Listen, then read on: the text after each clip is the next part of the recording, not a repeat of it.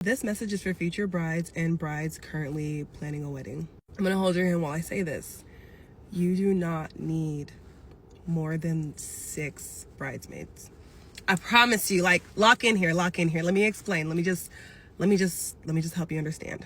It's an exciting time and you're all in your field, so you're gonna like want to just have everyone involved in your wedding and have everyone that you've ever said hi to or everyone that's ever been nice to you in your like bridesmaid train.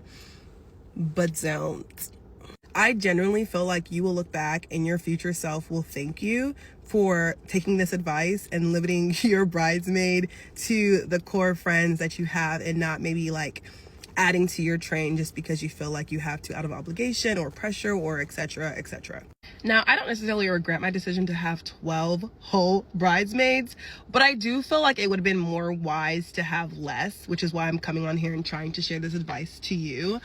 I have love for every single person that I chose in this season of planning my wedding, and I just felt like that was the best choice at that time.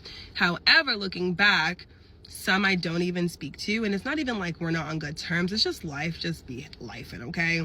But there are also some that like are still in my life till this day, 7 years later. We talk regularly, and I think that's such a blessing. Like me and my maid of honor locked in. I just talked to her today. Like, you know, it's things like that I feel like need to be reflected upon in the process of planning. Like, who do you believe is going to be there for you 7 years later or be in your life 7 years later? And there's no shame to anyone or guilt to anyone that isn't in my life right now, obviously. But I think that it is important for the current bride to be to like really reflect on this when choosing your bridesmaids. And I don't know, yeah, just think about it. I think it's a good question. I wish I would have seen a video like this.